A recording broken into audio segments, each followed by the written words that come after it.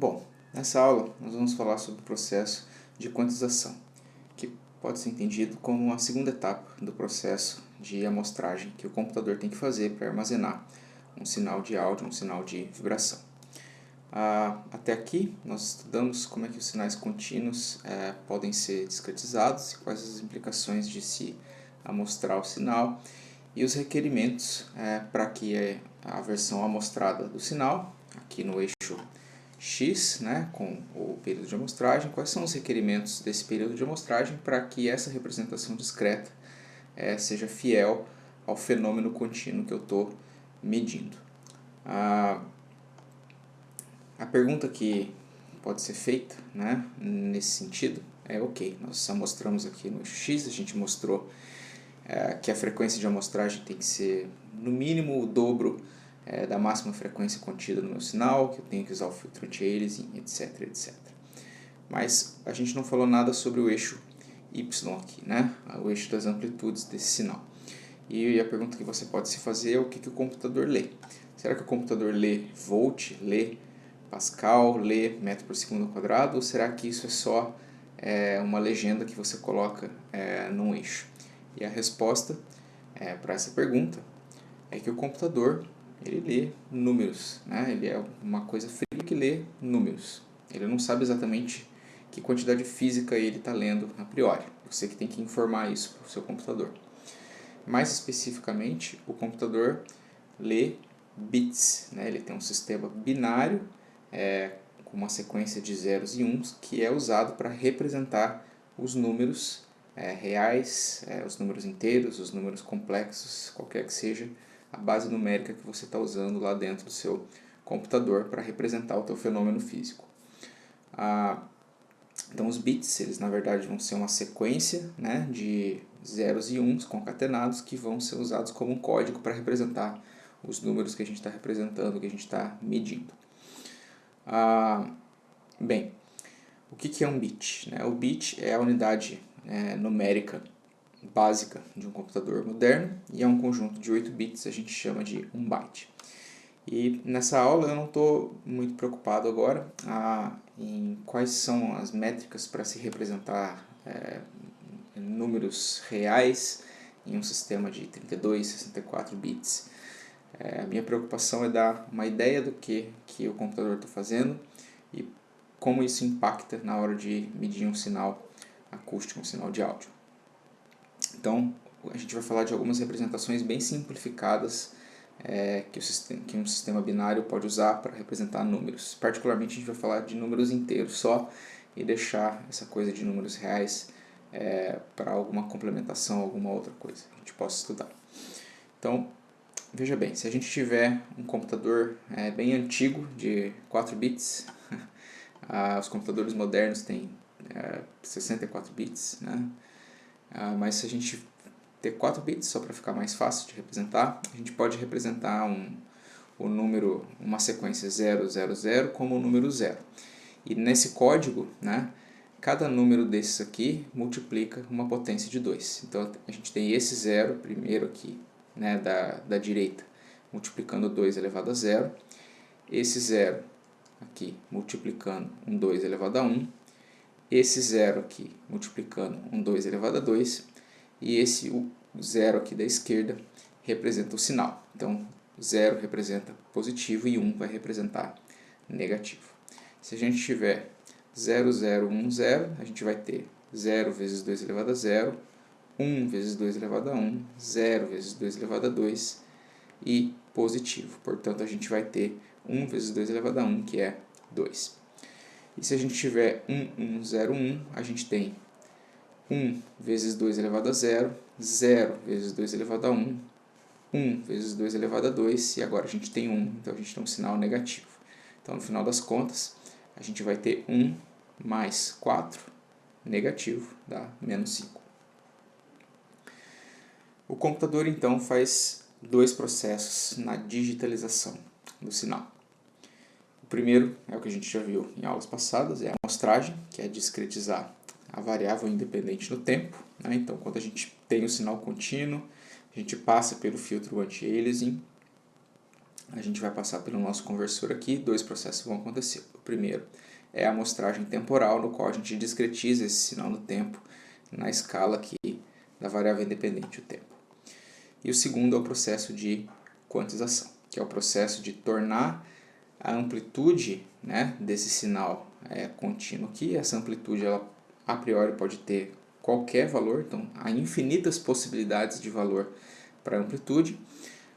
No entanto, a gente precisa quantizar isso de alguma forma para representar isso num sistema binário. Então essa figura aqui mostra um sistema binário aí de 3 bits, e com 3 bits a gente tem 8 possibilidades, né? Que é o que está representado aqui. Então, o que está acontecendo? Todo computador vai possuir, ou toda placa de som, né, vai possuir um número finito de bits para representar o eixo y, que é o eixo ali, né, do nosso volt, pascal, metro por segundo ao quadrado, do nosso sinal. Sempre vai ter um erro associado à leitura digital, já que os infinitos estados possíveis do meu fenômeno físico, né, na amplitude, eles não conseguem ser representados dentro do computador, que tem um número finito de bits e, portanto, um número finito de possibilidades para guardar valores de amplitude. Tá? Quanto mais bits a gente tiver, mais possibilidades de estados diferentes a gente consegue representar aqui na amplitude. E, portanto, mais precisa vai ser a nossa representação. Tá? Então, a primeira coisa que a gente precisa pensar é que quanto mais bits eu tenho na minha placa de som, no meu sistema de aquisição, mais possibilidades eu tenho para representar a minha escala de amplitude, que pode ser pequena ou pode ser grande. E quanto mais possibilidades a gente tiver numa escala, mais resolvida vai ser essa escala na direção ali da amplitude, no eixo y. Então aqui eu tenho essa mesma figurinha que eu já mostrei, um sistema aqui de 3 bits, a gente tem 8 possibilidades, e na verdade a gente pode pensar que a gente tem 4 possibilidades na direção positiva e 4 possibilidades na direção negativa, sendo que o bit mais à esquerda representa o sinal. Então, no caso de ter 4 bits, a gente tem 2 elevado a 2 possibilidades. Desculpa, no caso de ter 3 bits, que é o caso da figura, a gente tem 2 elevado ao quadrado possibilidades na direção positiva e 2 elevado ao quadrado possibilidades na direção negativa. No caso de ter 4 bits, aí sim a gente tem 2 elevado ao cubo possibilidades na direção positiva e 2 elevado ao cubo possibilidades na direção negativa. Então, todos esses valores que estão representados aqui na amplitude, eles vão ter que cair dentro de um container desse que representa aqui representado por cada sequência de bits. Então, esse valor aqui pequenininho provavelmente vai cair nesse primeiro container. Esse valor aqui maior, ele pode cair, né? Ele está quase numa zona de fronteira entre o segundo e o terceiro container. Então, ele vai ser arredondado para um ou para outro. Esse terceiro valor provavelmente vai cair nesse último container, assim como esse e esse. E o computador, né, a placa de som, vai fazer esse processo de arredondamento de forma automática. E a gente vai ter um erro, que é chamado de erro de quantização. Agora, a regra para transformar o valor da amplitude, né, do sinal que você está medindo, do fenômeno que você está medindo, seja ele em volt, em pascal, metro por segundo ao quadrado, essa regra para transformar o valor numérico que você está medindo em bit, em uma sequência de bits ou em byte, depende do teu conversor, depende da tua eletrônica, do teu computador. Então é uma coisa que tem a ver com a arquitetura do teu computador, do teu sistema de aquisição. Tá? E tem a ver ali, vocês podem pesquisar depois sobre essa representação em ponto flutuante ou floating point representation. A gente não vai entrar nesses detalhes aqui, porque seria um excesso de detalhes talvez desnecessário para a nossa área. Então, quando a gente tem 4 bits, o que não muda é o número de possibilidades que a gente tem para representar a nossa escala de amplitude. Então, quando a gente tem 4 bits, a gente tem 8 possibilidades na direção positiva e 8 na direção negativa. Então, eu vou omitir agora, né, o positivo e o negativo. Se a gente tiver 8 bits para representar, sistemas de aquisição bem antigos de telefonia, por exemplo, tinham 8 bits. a gente tem 128 possibilidades na direção positiva e negativa. O CD, né, o antigo CD, não sei se está extinto ainda, mas já está em bastante desuso, tem 16 bits, e nesse caso a gente tem cerca de quase 33 mil possibilidades, né, para representar a escala de amplitude. E o DVD, né, tem 24 bits. Então são mais de 8 milhões de possibilidades para representar a escala de amplitude. Então vocês veem que como esse número de possibilidades é 2 elevado ao número de bits, menos 1, a gente tem um crescimento exponencial do número de possibilidades à medida que a gente aumenta o número de bits.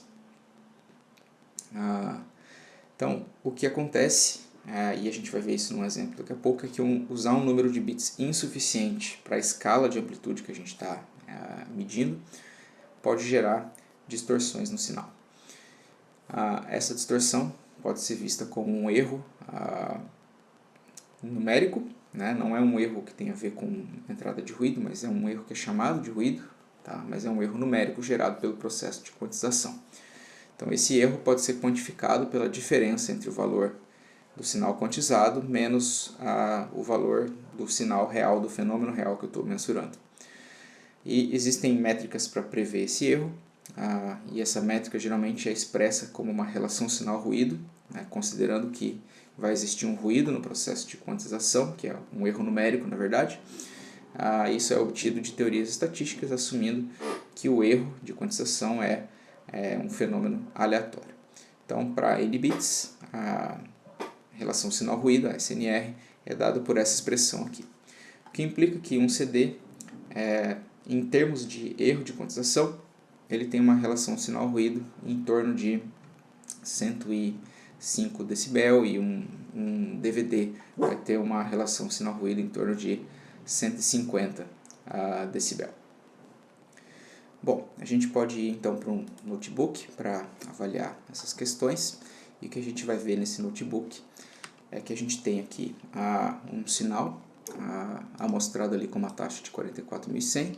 Esse sinal é um sinal senoidal, e ele vai ser representado aqui com a máxima precisão que o computador tem, 64 bits no meu sistema operacional. Então, esse sinal aqui, né, vou tocá-lo para vocês ouvirem, um seno de 1000 Hz com amplitude 1. E o que a gente vai fazer agora vai ser uma simulação desse processo de quantização. E essa simulação vai ser feita simplesmente fazendo o arredondamento para um determinado número de bits. Tá? Então a gente vai usar aqui um número de bits e a gente tem aqui um fundo de escala. Esse fundo de escala representa o tamanho da minha escala, né? E eu vou usar esses 16 bits, por exemplo, para quebrar esse tamanho dessa minha escala em um número de possibilidades que vai ter a ver com 2 elevado a 16. Então, quando a gente tem esse número de bits, esse fundo de escala, a gente vai ter uma série de containers ali que vai ser usado para quantizar o meu sinal, né, para aproximar o meu sinal original. Então a gente vai quantizar o sinal com essa função aqui, digitize, e construir o meu sinal senoidal quantizado. Então quando eu uso 16 bits, né, a gente tem em azul aqui o sinal original, em vermelho o sinal quantizado, e a gente tem aqui o nosso fundo de escala de mais ou menos 2, e a gente tem uma representação bem perfeita, né, do meu sinal quantizado em relação ao meu sinal original. Com 16 bits, nesse fundo de escala a gente nem consegue ver direito a diferença entre o sinal. Se a gente ouvir, e eu estou tocando agora o sinal quantizado, a gente não escuta diferença nenhuma. E se a gente plotar um gráfico aqui que mede o volume, né, da minha escala relativo ao meu fundo de escala, então aqui eu estou usando como referência esse fundo de amplitude 2, ele vai representar o meu 0 dB, e eu estou medindo um sinal que tem amplitude 1, então eu estou 6 dB abaixo do fundo de escala. Tá? E aí tudo bem, a minha representação está perfeita. Quando eu ploto meu espectro eu vejo um pico ali em 1000 Hz, que era exatamente o que eu esperava. O que acontece se eu aumentar esse fundo de escala, por exemplo, para 10, né? Eu posso resimular isso. E aí agora eu tenho que a minha escala toda é de 10 volts. E o meu sinal continua tendo amplitude 1. Então, relativo ao meu fundo de escala, eu medi um sinal que está menos 20 dB, né? Ou 20 dB abaixo do meu fundo de escala. Ainda assim, eu escuto bem a minha representação do meu sinal, certo? E se eu continuar aumentando esse fundo de escala, por exemplo, para 50, né? E resimular, eu tenho agora, né? Eu estou medindo aqui quase menos 35 dB abaixo do meu fundo de escala. Ainda assim, no caso de não ter ruído na minha medição, eu estou bem, eu não tenho problema nenhum. O problema nesse tipo de situação, né, é que a minha escala aumentou e eu mantive o número de possibilidades igual. Então, o que está acontecendo? Né? Quando eu tenho 50 volts de fundo de escala e eu tenho os 16 bits, eu tenho uma resolução de 1,5 mV, mais ou menos. Então, a cada 1,5 mV eu vou ter uma possibilidade diferente, né? Um container diferente. Se eu abaixar isso aqui para 2, por exemplo, que era o exemplo original, a resolução aumentou muito, porque agora eu vou ter 0,06 mV entre um container e outro. Isso tem a ver com o fato de que eu mantive um número de possibilidades igual, mas mexi no tamanho da minha escala. Então, claro que o passo vai mudar, certo?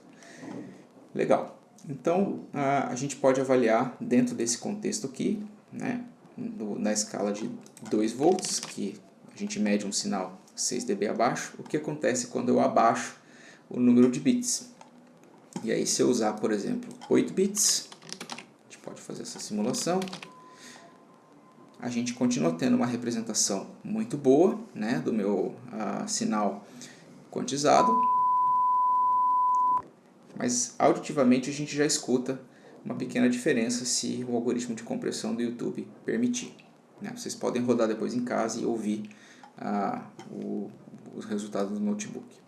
E agora se eu usar 4 bits, por exemplo, para representar essa escala.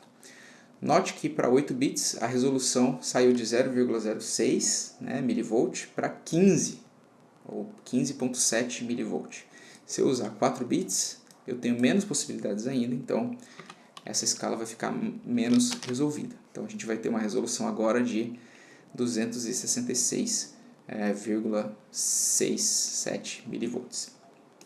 E aí, quando eu requantizo, o que acontece é que a minha escala de possibilidades fica quadriculada. Né? Por quê? Porque eu não tenho um número de possibilidades grande nessa escala de 2 volts aqui, e aí o meu sinal vai ser representado como um sinal, uma onda que vai ficar um seno quadriculado. Eu continuo medindo a menos 6 dB, só que agora a gente pode escutar esse sinal em vermelho, que é o sinal quantizado, e imediatamente a gente percebe que é um seno distorcido, porque ele foi quantizado, portanto a onda ficou um seno meio quadriculado.